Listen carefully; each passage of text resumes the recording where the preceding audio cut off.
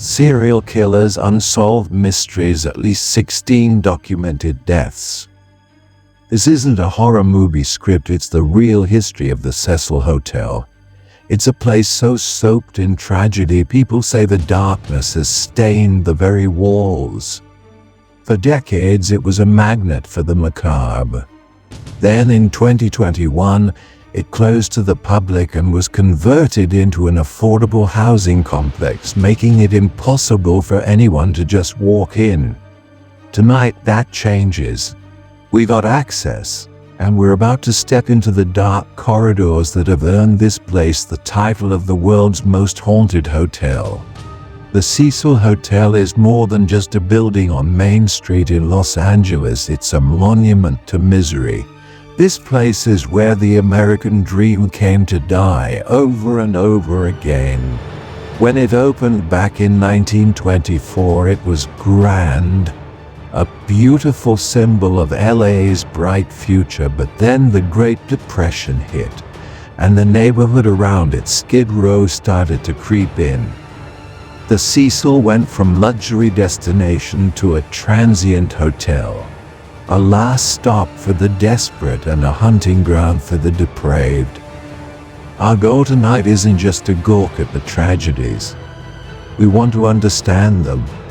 We're here to walk the same hallways as both victims and predators, to feel that oppressive atmosphere everyone talks about, and to see if the sheer weight of its history has left a paranormal scar.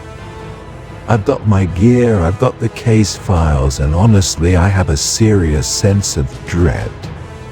This isn't just any haunted building. This is the Cecil, and we're about to spend the night. To get what haunts the Cecil, you have to get its past. The darkness didn't just show up one day. It was a slow rot, a collection of sorrows stacking up one on top of the other. In the 30s and 40s, a string of suicides gave the hotel a grim reputation, but it was in the decades that followed that things turned truly sinister. In 1964, a woman known as Pigeon Goldie Osgood was found brutally murdered in her room. She was a local character famous for feeding birds in a nearby park. Her case was never solved, just another dark chapter for the hotel. But the Cecil wasn't just a place where bad things happened. It became a place where evil felt at home. Fast forward to the mid-80s, when it became a temporary home for one of America's most terrifying serial killers, Richard Ramirez, the Night Stalker. He lived on the 14th floor while he was on his horrific spree. The stories go that he'd come back to the hotel after his crimes, covered in blood, and in the chaos of the Cecil, nobody even blinked. He'd just toss his bloody clothes in the dumpster out back and head up to his room. Then in 1991, another monster checked in. An Austrian serial killer named Jack Unterweger, who was pretending to be a journalist covering LA crime, lived at the Cecil while he murdered at least 3 local women. Some say he chose the Cecil on purpose as a twisted tribute to Ramirez. The hotel had become a dark landmark, a place where predators could hide in plain sight. Pulling up to the Cecil today is a weird feeling.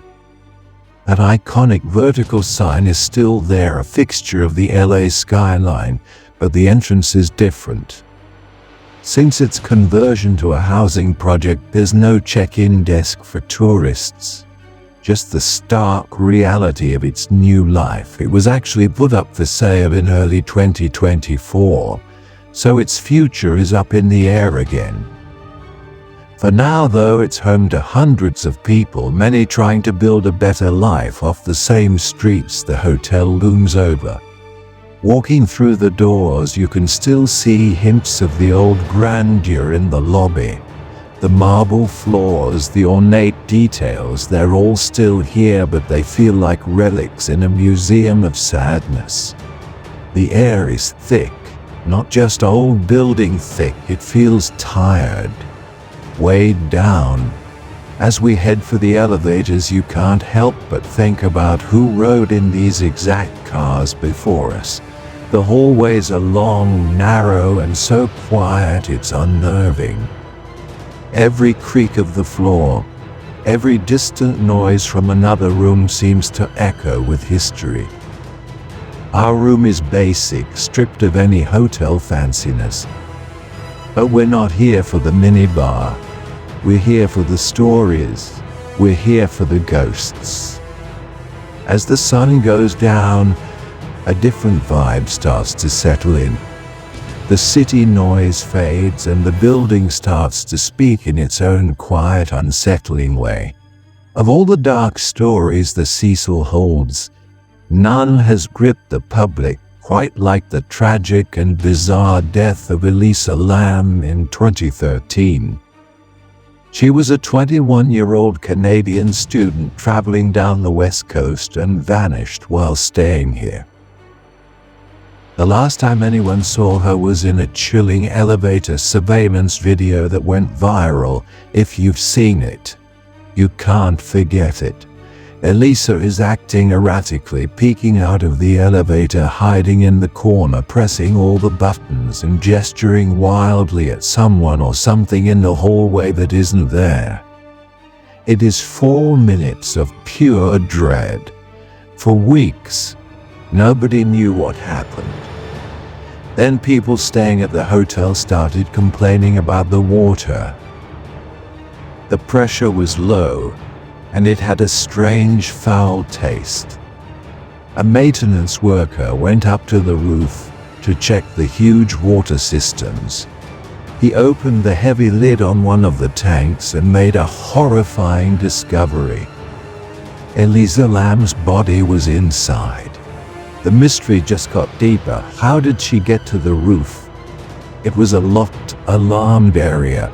How did she get into one of those huge water tanks and close the heavy lid? And what on earth was happening in that elevator video?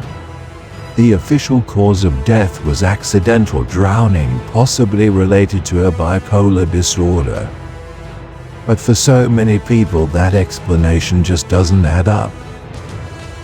It feels like a key piece of the story is missing. A piece that might still be locked inside the walls of the Cecil, standing in a hallway that looks just like the one where Elisa Lam was last seen. It's deeply unsettling. Every theory from the logical to the paranormal feels possible when you're here.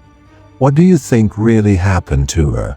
Was it a tragic accident, or was something more sinister going on? Drop your theories in the comments. And if you're hooked, subscribe and hit the bell, because we're about to see if we can find some answers ourselves. Alright, it's time. With the history of this place pressing in on us, let's see if we can connect with any of that energy. I've got a spirit box which scans radio frequencies to supposedly let spirits communicate. I've got an EMF meter to detect any weird energy spikes, and a digital recorder to try and capture any EVPs or electronic voice phenomena. We're starting on the 14th floor, Richard Ramirez's floor. The air up here just feels different, colder, heavier. I'm putting the EMF meter down in the middle of the hall. Right away it's got a low, steady hum, which is pretty normal for an old building like this. I'm looking for spikes, for something that feels like a response. Is there anyone here with us? I ask into the quiet. Can you make a sound? Can you touch one of these devices? Silence. I switch on the spirit box, and the static washes over the hallway. I'm here to listen to your story. I don't mean any disrespect. Then through the static, a sound cuts through. It's faint, but it sounds like a voice. Get out. Okay, it could be anything, just a random radio signal. But the chill that just shot down my spine is very real. I ask again, who's here? Did you live in this hotel? The EMF meter, which has been totally stable, suddenly goes wild. It jumps from a low green to a flashing red, beeping like crazy for a few seconds before going silent. There's no outlet here, nothing that should cause a surge like that. It felt like a direct reply. We're moving to the spot that feels the most charged. The elevators, where Elisa Lam was last seen. The doors creak open and we step into the small claustrophobic car. The energy in here is frantic, nervous. I place the digital recorder on the floor. I don't press any buttons. I just stand here in the silence and let it run. Elisa, I say softly, if you're here, if you have something to say, people want to listen. We want to know what happened to you. The silence stretches on. It's so thick and uncomfortable, I'm about to call it quits. And then we hear it. A soft but clear thump from the roof of the elevator car. It could be a mechanical noise, I guess. But in this place, in this moment, it feels like something else entirely. We play the audio back. Right then and there, we rewind it. There's my voice, clear as day, and then in the silence, right after I spoke, the recorder caught something we didn't hear with our own ears. It's a whisper so faint it's almost nothing. But when I isolate it, I can make out what sounds like a single drawn-out word. Water. My blood ran cold. Of all the words it could have been, that one is just... it's too specific. It isn't proof. It's not a confession from beyond the grave. But standing here in the heart of the Cecil Hotel, it's a deeply disturbing coincidence that is very, very hard to dismiss. We spent a few more hours investigating, but after that the activity just stopped. We were left in the heavy silence of the hotel again. As the sun started to come up over LA, we packed up our gear, feeling completely drained. So, is the Cecil Hotel haunted? I can't give you a simple yes or no. I can only tell you what happened tonight. I can tell you about the EMF spikes right where the Night Stalker lived. I can tell you about the whispered word we caught in that elevator. And I can tell you that this building feels like it's drowning in the sorrow of its own past. Maybe the ghosts of the Cecil aren't what we think of as ghosts. Maybe the haunting is the building itself, a giant monument that has absorbed a century of pain and violence. The energy here is real. It's one of those places where the veil between now and then feels incredibly thin. It may not be a hotel anymore, but it will always, always be a home to its stories. Thanks for coming with me on this intense journey inside the world's most haunted hotel. I'm still trying to process what we experienced tonight, and I really want to know what you think. Do you believe what we captured was paranormal? Let me know in the comments, and if you want to explore more dark and forgotten places, make sure you subscribe for our next investigation. Standing outside now, looking up at this building, one last thought keeps hitting me. You can try to rebrand it, you can give it a new purpose, but you can't erase history. The stories are still in there, the ghosts are still in there, and they're just waiting for someone who's willing to listen.